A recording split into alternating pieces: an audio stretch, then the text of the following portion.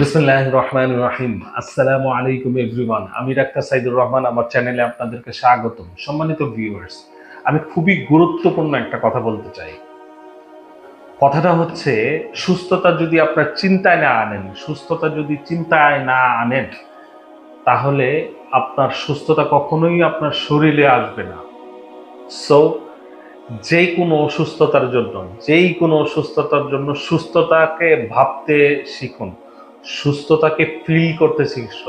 সুস্থতা, আপনার সুস্থতা থাকলে আপনি কিরকম চলতেন, আপনার সুস্থ থাকলে আর কিরকম অনুভূতি হতো, কিরকম ভালো লাগতো, সেইগুলি মনে মনে ভাবুন।